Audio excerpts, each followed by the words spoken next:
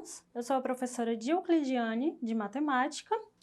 Essa é a nossa aula 2 do 8º ano e nessa aula de hoje nós vamos ver situações envolvendo operações de multiplicação e divisão com os números inteiros em diferentes contextos. Vamos acompanhar no slide.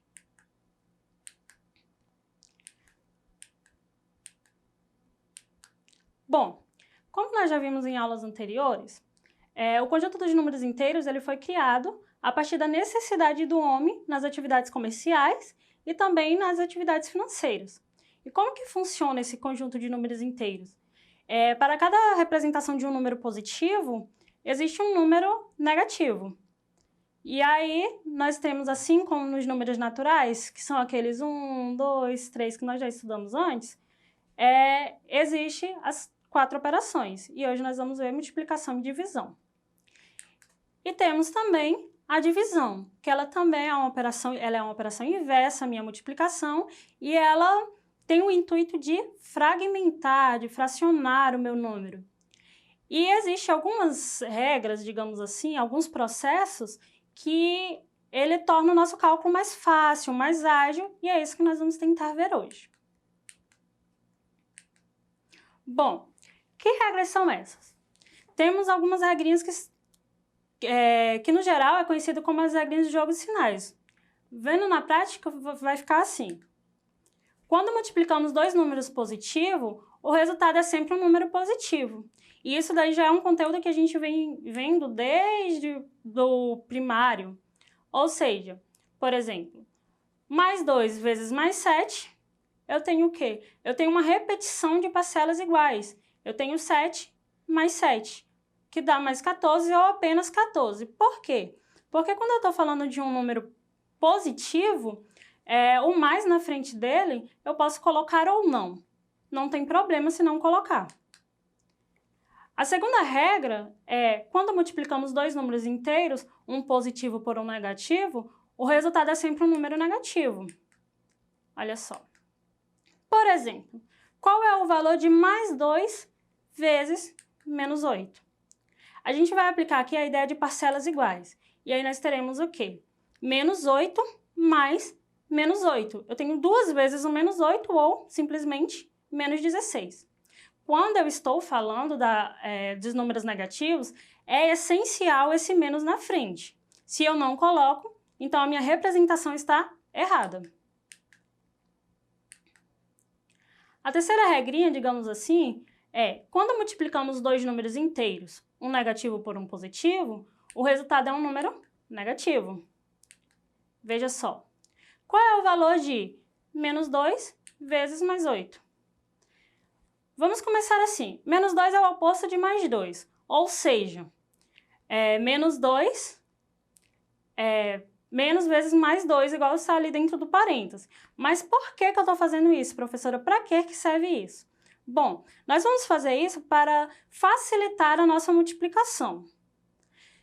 A gente precisa lembrar que quando eu tenho um menos na frente de um número, esse sinal de menos não quer dizer o menos de subtração, por exemplo. Esse menos aí, ele está indicando que o meu número ele é o oposto. Se eu tenho um menos na frente do 2, ele está querendo dizer que eu quero o oposto do mais 2. Quem que seria o oposto do mais 2? O menos 2. E aí acontece Só que assim, quando nós colocamos esse menos em evidência, que foi o que nós fizemos aí, nós precisamos sempre levar ele até o final. Eu não posso simplesmente sumir com ele, eu não tirei ele. Eu apenas coloquei ele em evidência. Então, eu tenho o seguinte, mais 2 vezes mais 8, que vai dar 16. Então, eu tenho menos mais 16. Novamente, quando eu tenho menos na frente de um número, ele está indicando que eu quero o oposto daquele número. Quem que é o oposto de mais 16? Menos 16, que é o meu resultado final. A quarta regrinha, eu tenho. Quando multiplicamos dois números inteiros negativos, o resultado é um número positivo. Sempre que eu tenho dois inteiros negativos, o resultado, a multiplicação, vai ser positivo. Exemplo. Qual é o valor de menos 2 vezes menos 8? Lembra que a gente usa o oposto para ajudar a gente? Por que a gente usa o oposto? Porque quando o número está positivo, significa que eu estou fazendo a adição de parcelas iguais. Então, eu só preciso lembrar disso. Então, vamos lá. eu tenho menos mais 2 vezes menos 8, que vai dar igual a menos 16. Bom, dentro do parênteses eu tenho um número negativo e fora do parênteses eu tenho um sinal que está indicando que eu quero o oposto do número dentro do parênteses. Quem que é o oposto de menos 16? Mais 16 ou simplesmente 16. Vamos colocar em prática para ficar mais fácil? Situação problema 1. José comprou uma bicicleta que pagará em 5 prestações, em 5 parcelas, como nós conhecemos, de R$ 45 cada uma. Qual é o valor da dívida de José? Bom, a primeira coisa que eu tenho que pensar é, quando eu falo em um dinheiro que está saindo da minha conta, eu estou falando em um dinheiro que ele está negativando a minha conta, né? Se está saindo, ele é negativo. Então, para calcular a dívida de José, nós podemos escrever assim. Eu tenho menos 45 mais menos 45 mais menos 45 mais menos 45 mais menos 45, que vai dar menos 225. Ou seja, cada prestação de R$ 45 está negativa porque é um dinheiro que está saindo da conta de José. Ou eu poderia escrever simplesmente 5 vezes, que é o número de parcelas, menos 45, que é o dinheiro que está saindo da conta, que vai dar igual a menos 225. Observamos que a dívida de José é R$ 225. Então, se eu for escrever quanto que saiu da conta dele, menos 225, ou eu posso responder que a dívida é de R$ 225, porque quando eu estou falando de dívida, é a mesma coisa de um número negativo. Na situação problema 2, nós temos o seguinte. Ana Maria resolveu fazer umas economias, guardando R$ 150 por mês. Começou em abril e seguiu até o mês de setembro. Dessa forma, responda. Qual a representação, na forma de um número inteiro com seu respectivo sinal, do valor guardado mensalmente por Ana Maria? Bom, o que eu tenho que pensar? Esses R$ 150 é um dinheiro que está entrando ou é um dinheiro que está saindo da conta dela? Se for um dinheiro que está saindo, então ele é negativo. Se for um dinheiro que está entrando, então ele é positivo. Então, a resposta, a representação dele é mais 150. Com a chegada do mês de setembro, quanto a Ana Maria guardou?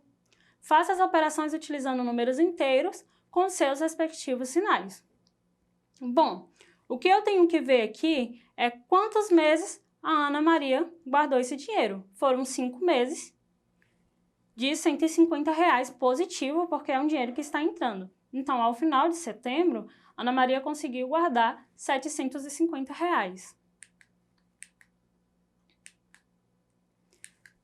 Situação problema 3. João comprou uma bicicleta que custou R$ 225 em 5 prestações iguais. Quanto João pagou em cada prestação? Bom, quando eu estou falando que ele foi em 5 prestações, eu estou querendo dizer que ele pegou o valor total e dividiu em 5 vezes. Ou seja, analisando a compra de João, verificamos que ele pagou R$ 45 em cada parcela. Se ele pagou, é um dinheiro que saiu da conta. Se saiu da conta, é um dinheiro negativo para ele. Então, podemos representar de que maneira? Esses R$ 225 negativo, porque é um dinheiro que está saindo, dividido em 5 vezes deu menos 45. Observem que o 225 está negativo e o 5 está positivo. E quando nós temos a divisão de um número negativo por um número positivo, o resultado vai ser negativo. A regra da multiplicação também vale para a divisão. Situação problema 4. Rosana deseja comprar um carro zero no valor de R$ 24 mil, mas só tem disponível a quantia de 20 mil, dividindo em 5 parcelas. Quanto fica cada parcela do valor restante?